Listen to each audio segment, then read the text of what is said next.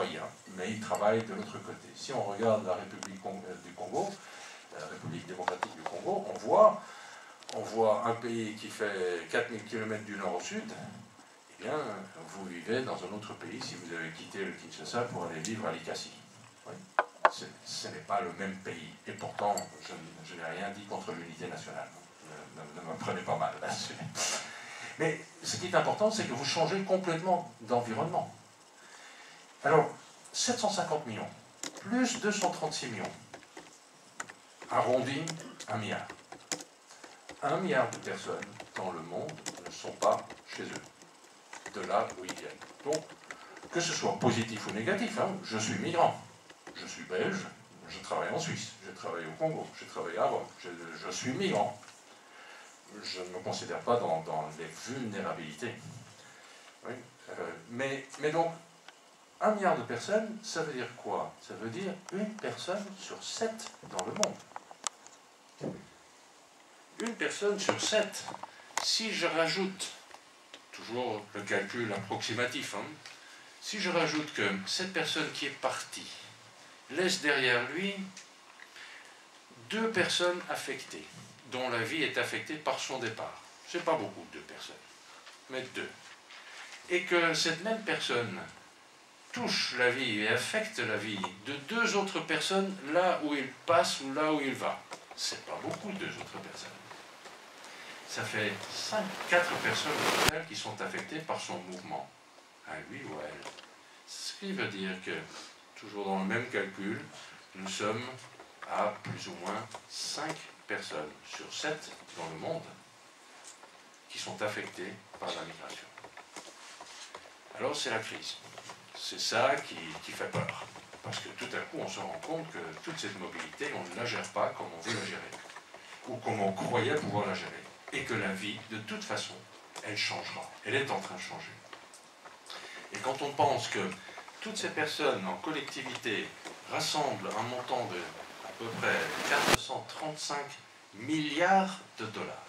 435 milliards de dollars qui sont envoyés à la maison pour entretenir et pour pouvoir continuer, que ce soit l'éducation des enfants, que ce soit la construction de la maison, que ce soit l'achat d'une petite terre, que ce soit, c'est dans le cadre du développement de la personne, eh bien, il y a là manifestement un volume énorme qui était bien au-delà de 3 fois le montant officiel d'aide au développement dans le monde.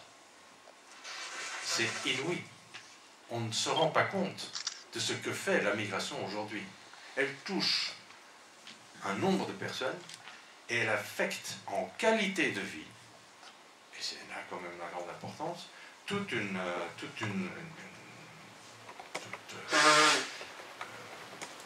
culture, je dirais, et toute une façon d'être. Alors, ce que nous vivons aujourd'hui, face à cela, c'est un peu un temps que je voudrais qualifier comme sans boussole. Nous avons perdu notre boussole. Nous ne savons plus réellement comment gérer cela. Cela et bien d'autres choses, parce qu'il y a aujourd'hui, quand on regarde autour de nous, des conférences globales et mondiales sur pratiquement tous les sujets internationaux qui nous pèsent. Et il n'y a qu'à regarder 2015, rien qu'en 2015, on a eu la conférence mondiale sur la réduction des risques de catastrophes, c'était au Japon. On a eu la conférence globale sur la consolidation de paix. On a eu la conférence globale sur le développement durable qui s'est tenue en septembre à New York, avec les nouveaux défis du développement. On a eu le Forum global migration et développement. On a la conférence sur le climat qui va se tenir bientôt à Paris, la semaine prochaine, pour la fin de la semaine. La conférence mondiale sur le développement urbain qui se tiendra à Quito. Donc on est dans des processus aujourd'hui de réflexion internationale sans pour autant trouver le moyen. Le moyen est empêché très souvent par ce qu'est notre notion de souveraineté. Comment marier l'idée d'une souveraineté avec le concept d'une solution introuvable pour certains défis qui se posent à nous, introuvables à un niveau national. Nous devons travailler ensemble. Notre monde a besoin de se retrouver. Et donc, La migration, si elle ne se fait pas dans le mouvement de la personne, elle se fait aussi dans la rencontre de ceux qui sont les décideurs politiques. Et tout ça pour dire qu'au fond, c'est des préambules, si vous voulez, importants pour comprendre la migration.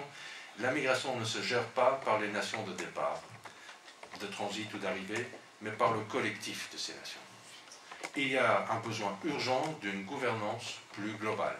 Mais quand je dis gouvernance plus globale, tout le monde commence à penser, mais qui, c'est bien, mais qui est le gouverneur? Et donc à ce moment-là, à partir du moment où on pose la question du gouverneur, il y a réticence à tout le débat de la gouvernance globale. Et pourtant, c'est bien ce que dit l'Église. Nous cherchons pas nécessairement la gouvernance, mais nous cherchons l'unité globale, l'humanité. Cette gouvernance ne pourra plus suivre les mêmes logiques du passé, ça c'est clair. La souveraineté des nations devra se développer sur une base de participation, d'interaction de plusieurs acteurs et à un niveau mondial. Si vous faites une crise économique ici, elle touche la Chine. Si la Chine produit plus cher, ça touche la Chine.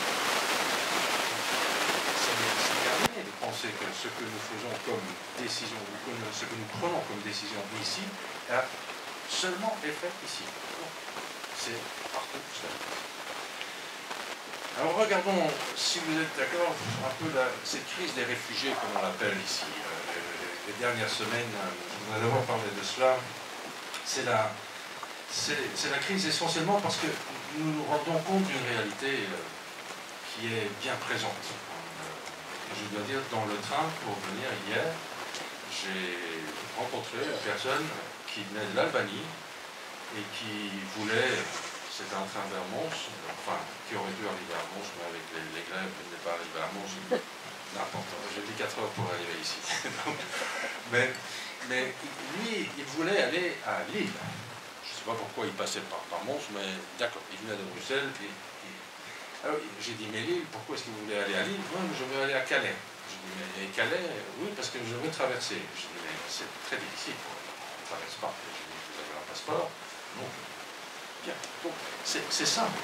Pour lui, le mot passeport, c'est pas utile, parce que pour lui, la réalité se trouve ailleurs. C'est la réalité de ce qui est derrière lui. Il abandonne ce qui est derrière lui parce que ça n'a aucune perspective. Ou selon lui. Je ne vais pas en juger, c'est pas à nous de juger vraiment si son analyse de sa situation, s'il a assez essayé de trouver du travail. Non, il part en avant. Et donc, c'est pas nécessairement une fuite, mais c'est toujours vers l'avant qu'il avance. Et quand on pense à cela, pour moi, c'est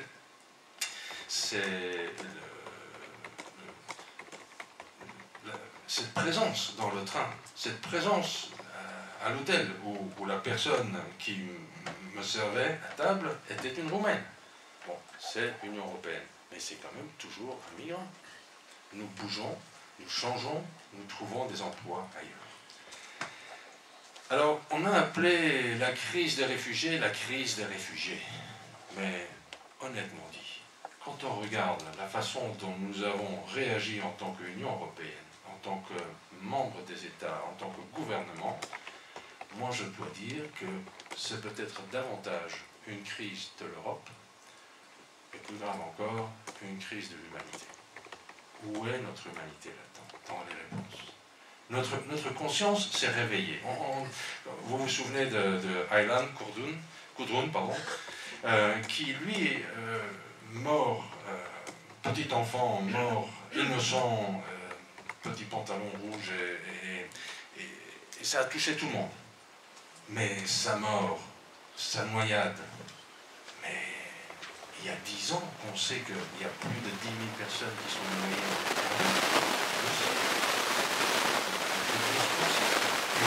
Cet enfant pour se réveiller. Alors, comment fait-on pour réveiller vous vous souvenez peut-être des images du post-Vietnam, pendant des années, une guerre de Vietnam, et puis finalement c'est une photo qui a réveillé tout le monde. La photo de cette fille nue qui courait le long de la route, fuyant les explosions qui étaient derrière elle, et les fumées. On s'en souviendra. Mais c'est ce qui a fait bouger le monde. Donc tout à coup, nos consciences sont là. Et ça, pour moi, c'est un signe d'espoir. Même si, effectivement, il y a eu 10 000 personnes de noyées avant. C'est grave. C'est grave que nous puissions... les Italiens, le gouvernement italien, pendant une année, parce que c'est eux qui l'ont empêché, pour autant qu'ils arrivaient, tant que nous noyés sur les côtes italiennes. Mais ils avaient commencé une activité qui s'appelle l'arrêt nostrum, et qui était faite spécifiquement pour empêcher, rechercher les personnes en difficulté sur la Méditerranée. Résultat, en un an, 150 000 personnes de sauver de la mer. Alors moi, j'ai commencé à me dire, mais on se dit 150 000 personnes sauvées de la mer en un an. Alors quel est ce chiffre de 10 000 noyés sur 10 ans? Peut-être beaucoup plus. Et c'est pas François qui a dit à un certain moment donné, après sa visite à Lampedusa, première visite du pape, qui a dit c'est la Méditerranée, c'est un cimetière, c'est un choc, mais c'est le réveil de nos consciences. Alors c'est cette mort de Coudron qui nous a réveillés, et quand on regarde cette attitude ambiguë qu'on a depuis lors, parce que ambiguë d'une part, on ne veut pas qu'un enfant puisse mourir de cette façon-là. On ne veut pas qu'une personne puisse mourir à nos frontières. Ça, on est tous d'accord. Mais d'autre part, on ne lui dit pas, venez ici. Donc on est coincé entre l'un et l'autre. Et on dit, on fera avec ceux qui passent à travers ces maillons. Mais les maillons, on les construit. Donc on est capable de dire à des gens quand il y a eu cette invitation des Allemands ou de l'Allemagne pour qu'il y ait 800 000 personnes qui pouvaient venir en Allemagne, nous avons été capables de fermer les frontières en Hongrie, un parlement hongrois qui était d'accord pour armer les militaires avec ce qu'on appelle non lethal, non létal, non mortel, mais des armes quand même. Donc on se met dans l'idée qu'on va devoir tirer sur des personnes. Et la réaction en Hongrie, très très peu. Et ça fait mal. Et puis quand la Hongrie qui était pointée du doigt, on est allé voir la Croatie et on a vu qu'un peu partout se construisait le même mur. Et aujourd'hui, depuis une semaine, l'Autriche, qui avait accueilli je ne sais pas combien de personnes avec une spontanéité de grande valeur quand ils sont arrivés dans les gares, il y avait des milliers d'Autrichiens viennois qui venaient accueillir les gens pour les aider, pour donner un coup de main. Et aujourd'hui, on construit, pas un mur, mais des fils barbelés le long de la frontière, de 4 km, et on verra, si ce sera nécessaire, de prolonger. Ça, c'est la situation actuelle. Donc nous sommes en train de nous murer parce que nous ne savons pas gérer. Les frontières se ferment, des murs se construisent, et permettez-moi de dire quelque chose, je choque de temps en temps avec ça, mais c'est extrêmement médiéval. C'est encore le temps où le petit château se croyait à la protéger par le fait qu'il y avait des murs autour de lui. Les nations ne fonctionnent plus comme ça. Alors, qu'est-ce qu'on voit? Les accords de Dublin sont défaillants. Dublin était le fait qui demandait asile, statut, le mandat reconnu par toutes les nations, seul devait normalement demander l'asile dans le pays d'arriver au niveau de l'Union européenne. Et non pas d'abord traverser tous ces pays et arriver une fois en Belgique, en Hollande, en Suède, de demander l'asile là-bas. Non. Il doit le demander dans des pays d'entrée. Donc s'il rentre par la Grèce, il était tenu de le demander en Grèce. Mais avec les réponses que les gouvernements donnent et qui sont complètement différenciables et différenciées, ce qu'on voit, c'est que un Tchétchène, pour ne pas parler des Syriens, un Tchétchène qui arrivait en Grèce il y a 5-6 ans, eh bien, ses chances d'être reconnu comme réfugié étaient plus ou moins de 1%. Le même Tchétchène, s'il se serait présenté en Hollande, il avait 98% de chances d'être reconnu comme réfugié. Donc, ça ne va pas, ça.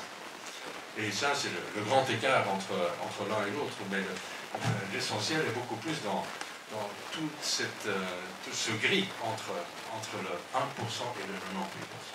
La France a accueilli, avait l'année passée 60 000 demandeurs d'asile. 60 000, c'est donc une procédure légale, c'est une procédure officielle, c'est une procédure qui doit être suivie. Ils ont accepté plus ou moins 12 000 personnes. Et aujourd'hui, ils se font fort d'accepter 30 000 personnes en Europe.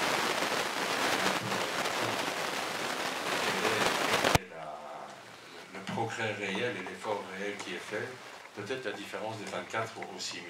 Mais ils ne sont pas encore là. Et avec ce qui s'est passé à Paris, je ne sais pas exactement ce qui va se passer maintenant. C'est vraiment, les portes se ferment très très lourdement.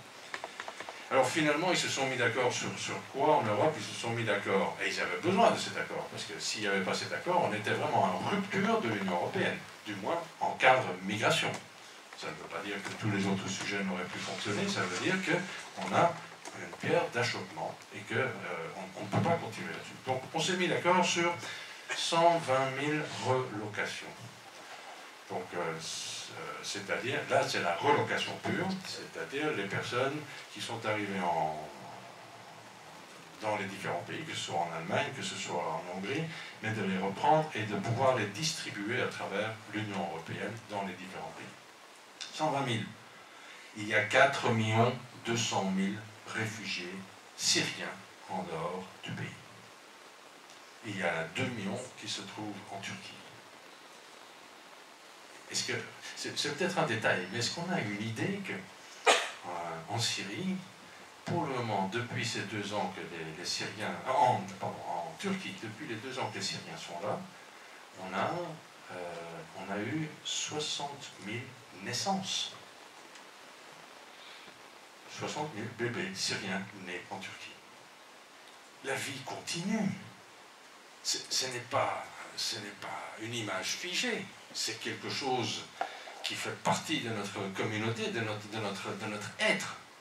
Et donc il y a les 120 000 relocations. On a promis également de prendre 40 000 de la Grèce et de l'Italie pour les décharger un peu.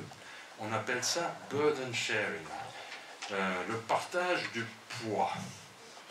Je trouve ça, je ne sais pas comment c'est traduit officiellement en français, mais c'est inacceptable. Et il y a 20 000 de ce qu'on appelle le resettlement normal. Mais le resettlement, là aussi, c'est l'Union européenne qui a décidé, ce n'est pas les membres. Vous allez discuter avec un ministre, quel qu'il soit européen, sur la migration, il va vous dire, oui, il y a un problème, mais le problème, il doit être résolu au niveau européen ou international. Parce que nous, on ne peut pas ici, en France, en Belgique, etc.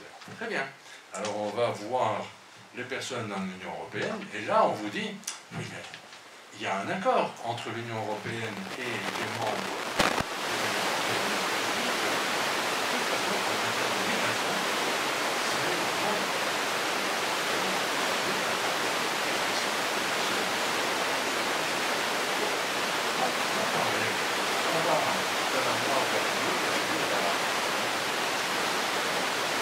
Ça se comprend.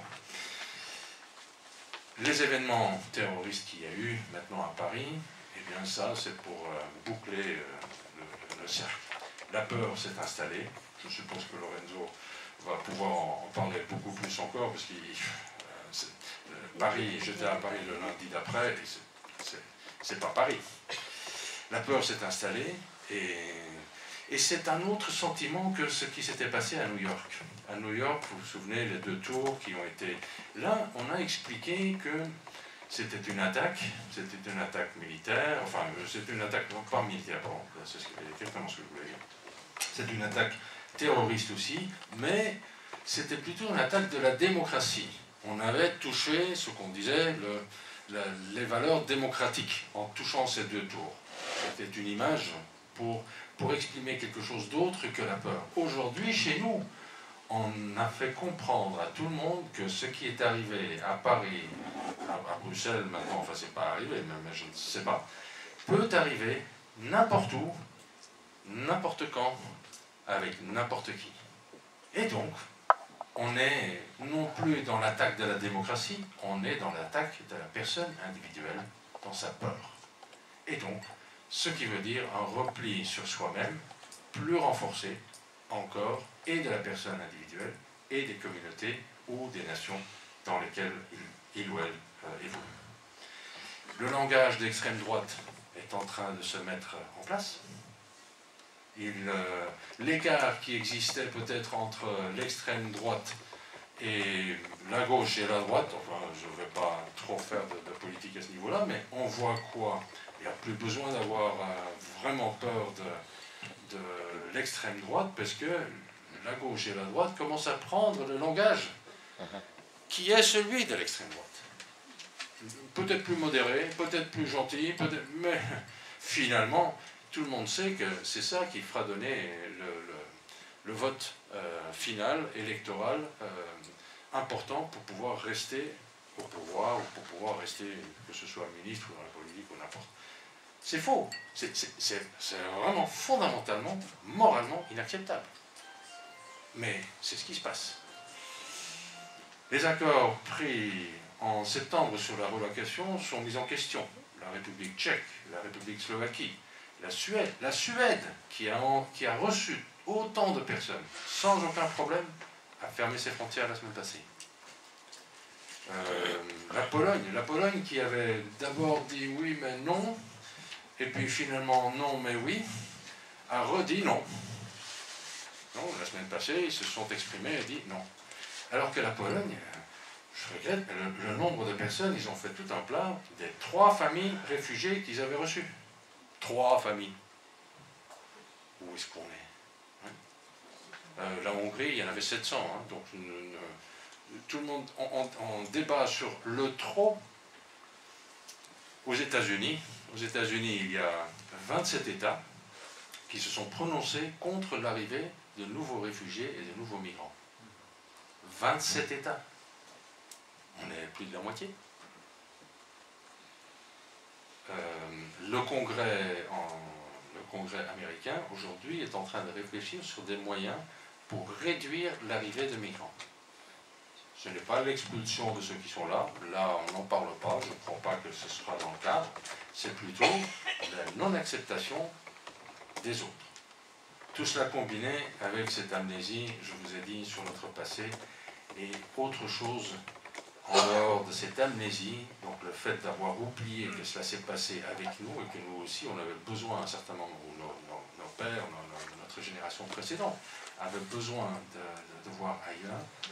Il y a aussi ce que j'appellerais l'évaporation de ce qu'est la compréhension des vulnérabilités. Nous ne savons plus reconnaître la vulnérabilité. Le Samaritain, le bon Samaritain, doit encore passer. C'est le Lévite qui passe. Lui, il ne reconnaissait pas la vulnérabilité de la personne. Et donc, c'est là où nous sommes dans une situation, également comme Église, une situation minoritaire.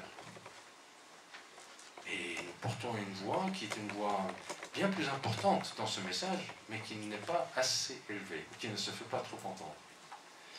Donc, je vais arrêter sur cette crise, parce que sinon, j'en parlerai pendant des heures, et peut-être regarder notre lecture. Notre lecture de la migration est très souvent une lecture réduite. Et nous avons des mythes. Bon, on aime les mythes, on aime les phrases types, les phrases qui nous donnent raison. Hein. Alors que la compréhension des phénomènes est, pour moi, déterminante pour pouvoir donner des réponses.